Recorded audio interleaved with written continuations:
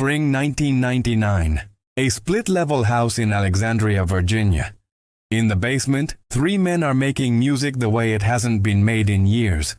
On reel-to-reel tape, with no computers, no record label executives breathing down their necks, just barbecues in the backyard and beer in the fridge. Dave Grohl lies on his back, 8 months after moving from Los Angeles, recording guitar takes while Taylor Hawkins sets up drums in what used to be a storage space. Nate Mendel tunes his bass near a window that lets in the smell of springtime trees. They've just lost their second guitarist in 2 years. They've walked away from their record label. By all logical measures, Foo Fighters should be imploding. Instead, they're about to make the album that Dave Grohl would later call his favorite Foo Fighters record. An album recorded for essentially nothing that would win a Grammy for Best Rock Album. An album that would produce their biggest hit and redefine what the band could be. The album was called There Is Nothing Left to Lose, and the title couldn't have been more accurate. Because when you've got nothing left to lose, you've got everything to gain. Welcome to the Sound Vault. Every album has a story. This is Foo Fighters. To understand There Is Nothing Left to Lose, you have to understand what Dave Grohl was running from. It's late 1997, and Foo Fighters have just released The Color and the Shape, an album that nearly destroyed them from the inside. The recording sessions were brutal. Producer Gil Norton pushed everyone to their limits. Drummer William Goldsmith spent 3 weeks recording tracks, doing up to 96 takes of single songs, only to have Dave Grohl secretly re-record nearly everything himself. When Goldsmith discovered the truth, he quit. Guitarist Pat Smear, exhausted from the grind, announced he wanted out. The band was hemorrhaging members faster than they could replace them. Dave brought in Franz Stahl, his old friend from the hardcore band Scream, to replace Smear. Stahl had history with Dave. They'd played together before Nirvana, shared stages in the punk underground. It should have worked. It didn't. Franz Stahl lasted less than 2 years. In 1999, Dave made the difficult call, literally over a conference call, to let his old friend go. Years later, Stahl would tell author Mick Wall that he never got closure, that being fired felt like being cut off from the best years of his life. But Dave saw something Stahl didn't. As he told Kerrang magazine, "It just seemed like the three of us were moving in one direction and Franz wasn't." The three were Dave, bassist Nate Mendel, and new drummer Taylor Hawkins, who joined right after the Color and the Shape tour. Taylor had been playing with Alanis Morissette, touring arenas worldwide. Joining Foo Fighters felt like a step down on paper. In reality, it was the beginning of one of rock's great partnerships.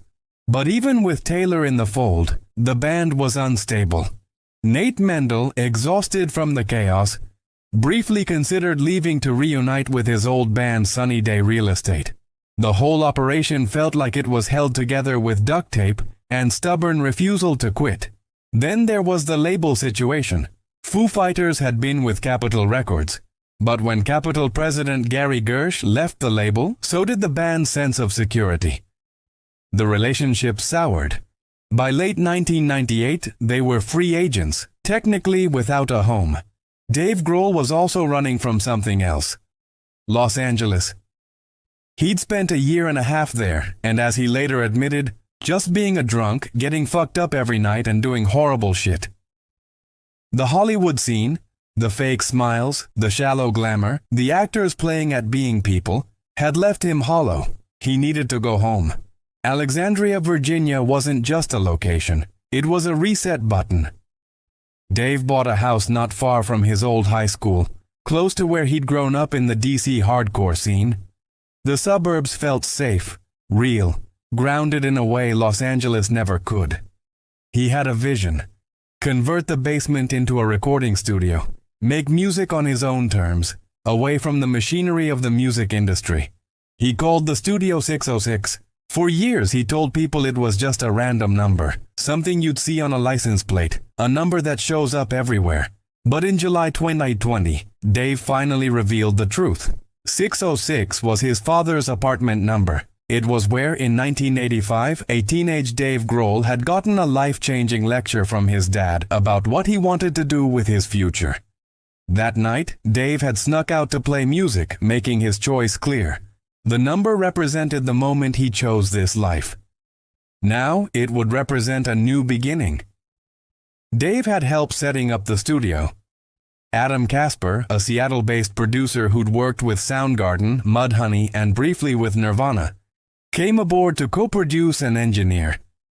Together they built something deliberately primitive. Dave wanted no computers, no Pro Tools, no digital editing, just analog tape, Studer reel-to-reel machines that required you to commit to your performances. They bought a vintage API mixing console and a Neve board, the kind of equipment that defined classic rock records from the 70s. The philosophy was simple. If it sounds good going in, it'll sound good coming out. No fixing it in post, no auto-tune safety nets, just three guys playing music. The musical vision was different too. Dave had initially talked about making a freak-out record, a big rock opera in the vein of the Beatles' White Album. But as they settled into the basement, something else emerged. They started thinking about the music they'd grown up with, not the punk and hardcore that defined their early years, but the AM radio hits from their childhoods. Fleetwood Mac, James Taylor, the Eagles, Joni Mitchell, Supertramp. Music their parents had played. Music built on melody and warmth rather than aggression and noise. Learn to Fly, which would become the album's biggest hit, came from a specific place. Dave had been taking flying lessons, genuinely considering becoming a pilot. But then I realized there's a lot of math involved, he joked years later on the Kelly Clarkson Show. The song became both literal and metaphorical, about trying to find your way home, about achieving liftoff after being weighed down. The album's title came from a conversation Dave had with a friend about reaching the point in life where you've been through so much difficulty that you finally surrender to a strange kind of freedom. There is nothing left to lose could sound desperate or liberating, depending on your perspective. For Dave, it was both. It also perfectly described the band situation. No record deal yet, no outside pressure, no expectations beyond making music they loved. The recording sessions for There Is Nothing Left to Lose became the stuff of legend, not because they were dramatic, but because they weren't. It was spring in Virginia. Windows open, beer and barbecues, basketball in the driveway. The three of them, Dave, Taylor, and Nate, living together like college roommates, making music all night, sleeping until noon, then listening back to what they'd done the night before. As Dave told Kerrang, "It was the most relaxed and simple and perfect recording session I've ever been to in my life. It was everything you would want making an album to be." Adam Casper set up the technical side while keeping the vibe loose. They'd record until 3 or 4 in the morning, fueled by cheap beer and the simple joy of playing. If something wasn't working, they'd scrap it and start over. No pressure, no clock ticking, no label executive demanding results. The gear itself imposed a creative discipline. Recording to analog tape meant you couldn't endlessly tweak and edit.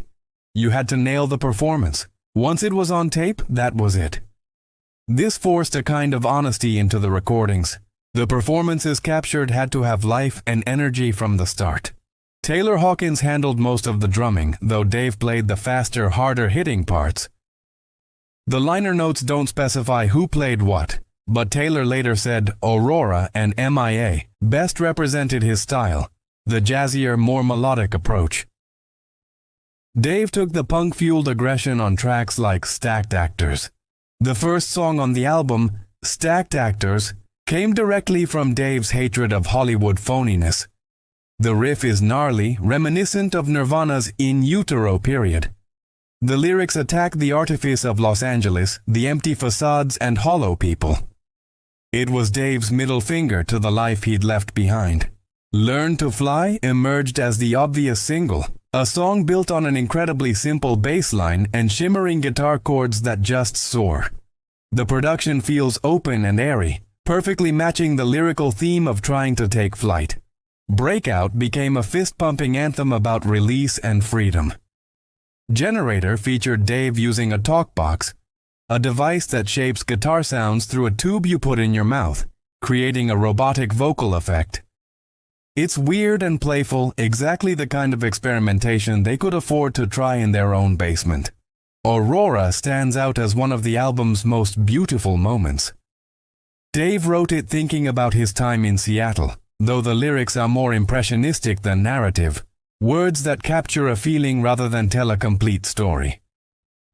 Live in Skin wasn't even supposed to be on the album. Dave wrote it during the mixing stage, creating a riff he loved so much he convinced the others to record it at the last minute. It's raw and passionate, Dave pouring emotion into lyrics about vulnerability and exposure. They recorded about 21 songs total, eventually narrowing it down to 11. The selection process was organic. They just kept the ones that felt right together. By the time they finished, they had an album. But no label to release it. The creative process might have been serene, but the business side was uncertain. Foo Fighters were technically free agents. Capitol Records was in the rear-view mirror. They'd recorded an entire album on their own dime. Well, Dave's dime, with no guarantee anyone would want to distribute it. This was both terrifying and liberating. Terrifying because they had no safety net. Liberating because they could walk into any label and say, "Here's a finished album, do you want it?" RCA Records stepped up, signing them to a distribution deal. This was crucial. RCA would market and distribute the album, but Foo Fighters retained more control than they'd had with Capitol. It was a partnership built on the strength of the music they'd already made rather than promises about what they might create. Then came the challenge of touring. They'd recorded the album as a power trio, just Dave, Taylor, and Nate. But Dave knew from experience that he needed a second guitarist for live shows. He couldn't sing and handle all the guitar parts himself.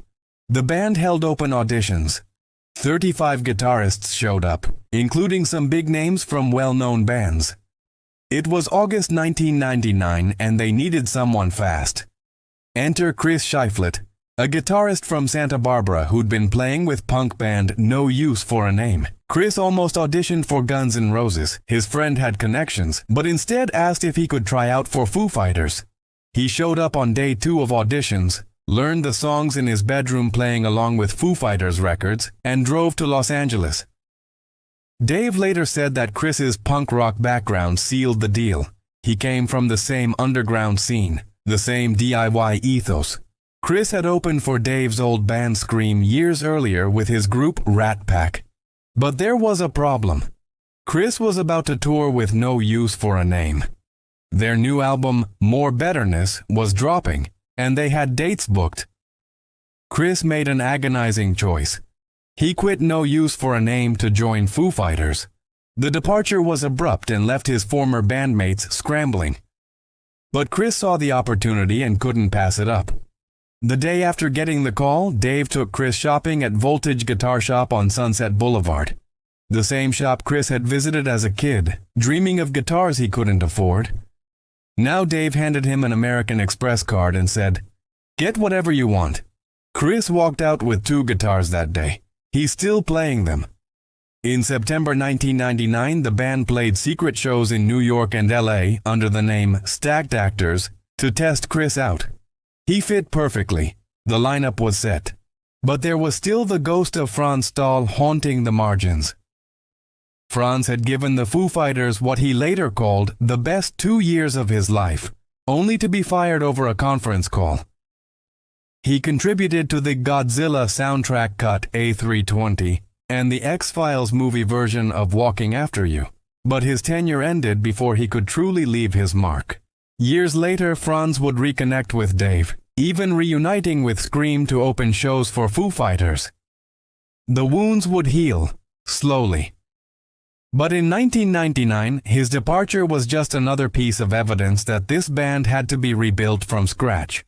There Is Nothing Left to Lose hit stores on November 2nd, 1999.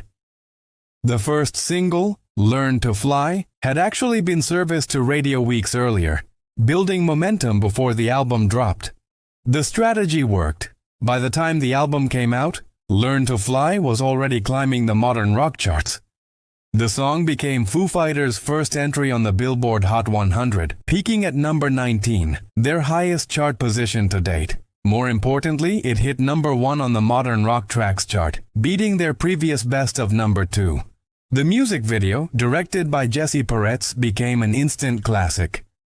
Shot on a commercial airliner, it parodied the movie Airplane and the disaster films Airport 1975 and Airport 77.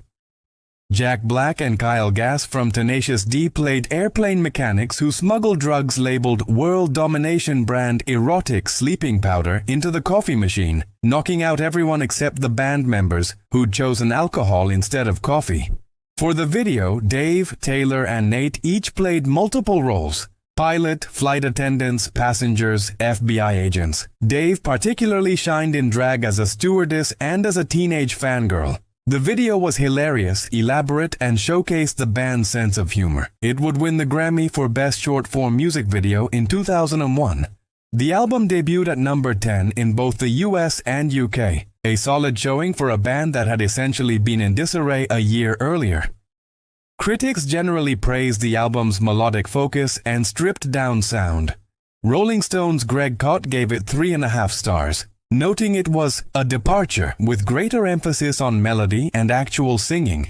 AllMusic's Stephen Thomas Erlewine was even more enthusiastic in his retrospective review, calling it the first Foo Fighters album that sounds like the work of a unified, muscular band and the first one that rocks really hard. He praised its stripped-down sound and immediate attack that makes even the poppier numbers rock hard.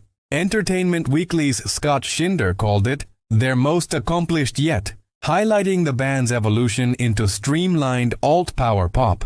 Not everyone was thrilled with the softer direction. Some longtime fans missed the rawer edge of the first 2 albums. But commercially and critically, There Is Nothing Left to Lose proved that Foo Fighters could evolve without losing their identity. Follow-up singles Breakout and Generator also performed well on rock radio, though neither matched Learn to Fly's crossover appeal. The album eventually went platinum, certified by the RIAA for over 1 million copies sold in the US alone. The tour to support the album stretched into 2000, including a North American leg where they opened for Red Hot Chili Peppers on the massive Californication tour. Chris Shiflett, the brand new guy, was thrown into the deep end, playing arenas and festivals after just a few small club warm-up shows. He held his own. Within months it became clear that Chris wasn't just a touring member, he was a Foo Fighter. There Is Nothing Left to Lose fundamentally changed Foo Fighters' trajectory. Before this album, they were seen as Dave Grohl's post-Nirvana project, a solid rock band with good songs but living in the shadow of Kurt Cobain's legacy. After this album, they were their own entity with their own identity. The album proved a band could strip away the excess and focus on songcraft. In an era increasingly dominated by digital production and studio polish, Foo Fighters had gone analog, gone back to basics, and succeeded. The Basement-made album beat out records made in multi-million-dollar facilities. When the Grammy nominations came out for the 43rd Annual Grammy Awards, There Is Nothing Left to Lose was nominated for Best Rock Album. At the ceremony on February 21, 2001, they won. Dave stood on stage, stunned, looking out at an audience in tuxedos and evening gowns. When we won for Best Rock Album, which we made in my basement, I was so proud. Because we made it in my basement in a crappy makeshift studio that we put together ourselves, he later recalled. I stood there looking out at everybody in tuxedos and diamonds and fur coats, and I thought we were probably the only band that won a Grammy for an album made for free in a basement that year. It was Foo Fighters' first Grammy win. It would not be their last. They'd go on to win Best Rock Album for 3 of their next 4 studio releases, One by One, Echoes, Silence, Patience and Grace, and Wasting Light. The success of There Is Nothing Left to Lose also established Studio 606 as a legitimate recording facility. What started as Dave's basement in Virginia would eventually evolve into Studio 606 West in Los Angeles, an 8,000-square-foot professional facility in Northridge, California, where Foo Fighters would record future albums and where other bands could book sessions.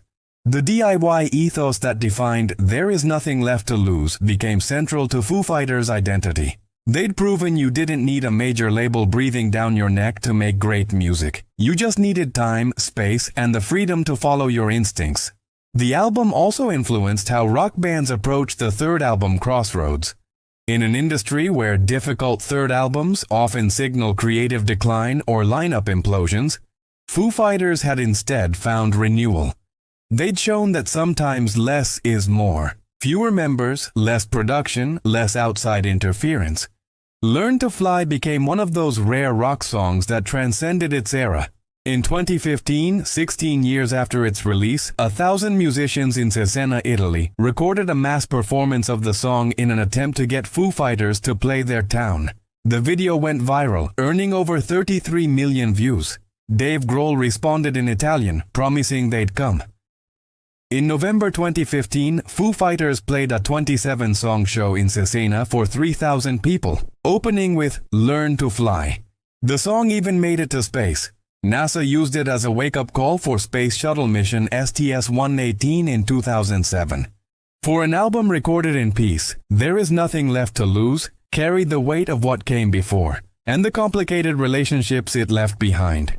The William Goldsmith situation never fully healed. Nearly 2 decades after leaving Foo Fighters, Goldsmith gave interviews expressing his lingering anger about how Dave handled "the color and the shape." He felt creatively raped, his words, by the experience of working for weeks on drum tracks, only to have them erased and re-recorded without his knowledge.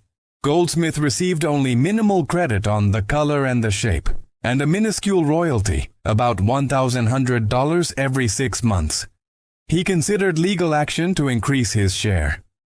The relationship between Goldsmith and Grohl never recovered, though Goldsmith remained friendly with Nate Mendel, who had a different approach to Dave's leadership style. Taylor Hawkins, in a 2018 interview, defended Dave against accusations that he'd fired Goldsmith or treated him like a bully. The first drummer for the Foo Fighters buckled under the pressure and still blames Dave for that, Taylor said. "It's like no dude, and Dave never fired him, by the way." Taylor argued that studio recording is a different beast than live performance, and some drummers struggle under that microscope. The Franz Stahl firing remained a sore spot as well. Being let go via conference call never sat well with Franz. In interviews for the band's biography Learning to Fly, he admitted he'd never gotten closure even nearly 2 decades later. Though he eventually reconnected with Dave and Scream even used Studio 606 for recordings, the abrupt end to his tenure with Foo Fighters clearly left scars. These stories raised questions about Dave Grohl's leadership style. Was he a perfectionist who pushed people too hard? Or was he simply someone who knew what he wanted and wasn't willing to compromise his vision? The truth probably lies somewhere in the middle. Dave came from Nirvana, where Kurt Cobain's uncompromising artistic vision had defined everything. Dave had seen firsthand what happened when a leader wouldn't settle for anything less than perfection. He'd absorbed those lessons. But unlike Kurt, Dave also understood collaboration. He valued his bandmates' contributions. By the time of There Is Nothing Left to Lose, he'd learned to balance his vision with collective creation. All 3 members, Dave, Taylor, and Nate, shared writing credits on the album. Still, there was no denying this was Dave's project, his house, his studio, his vision. The hierarchy was baked in, even as he tried to minimize it. The controversies never derailed the album's legacy, but they served as reminders that even the most peaceful recordings can emerge from complicated human dynamics. 25 years after its release, There Is Nothing Left to Lose remains the album that Dave Grohl calls his favorite Foo Fighters record. In a 2006 interview, he explained why. "It's totally based on melody. When I listen to that record, I honestly think it's my favorite Foo Fighters record. It's such a relaxed, honest, organic, and real album, and it was a really good experience for all of us." The album exists in a strange sweet spot in Foo Fighters' discography. The Color and the Shape might be their most influential record, the one that defined their sound for the mainstream. Later albums like Wasting Light might have been more ambitious. But There Is Nothing Left to Lose captured something unrepeatable. The sound of a band with nothing to prove, making music for the pure joy of it. The basement where it was made in Alexandria no longer belongs to Dave. He sold the house and moved back to California, eventually building Studio 606 West. But the spirit of those sessions, windows open, springtime air, beer and barbecues, lives on in every note. That Virginia house was eventually renovated, expanded, modernized, but the new owners preserved elements of Studio 606 in spirit, recognizing that something magical had happened in those walls. The album also marked the beginning of the most stable lineup in Foo Fighters history. Dave, Nate, Taylor, and Chris, with Pat Smear eventually returning as a full-time member in 2010, and Rami Jaffee joining on keyboards in 2017, would remain together for over 2 decades, creating 8 more studio albums and becoming one of the most successful rock bands of the 21st century. Tragically, that lineup was shattered on March 25, 2022, when Taylor Hawkins died in a hotel room in Bogota, Colombia, just hours before the band was scheduled to perform. He was 50 years old. His death sent shockwaves through the music world and left a hole in Foo Fighters that could never truly be filled. Taylor's drumming on There Is Nothing Left to Lose remains a testament to his talent and feel. Songs like Aurora and MIA showcase his jazz-influenced style, his ability to serve the song while adding personality. He wasn't just technically proficient, he brought joy and energy to everything he played. After Taylor's passing, Foo Fighters eventually recruited Josh Freese to tour with them, and later Ilan Rubin. But the band that made There Is Nothing Left to Lose, that specific chemistry between Dave, Taylor, and Nate, exists now only in the recordings. The album's title has taken on new meanings over the years. In 1999, it represented freedom from expectations. Today, it also represents impermanence, the bittersweet reality that the best moments in music often come from temporary configurations of people who'll never work together quite the same way again. There Is Nothing Left to Lose went platinum. It won a Grammy. It produced some of Foo Fighters' most enduring songs. But beyond the accolades, it proved something essential. That sometimes the best art comes not from desperation or pressure, but from simply having the space and freedom to create. Music history is full of expensive failures and unlikely triumphs.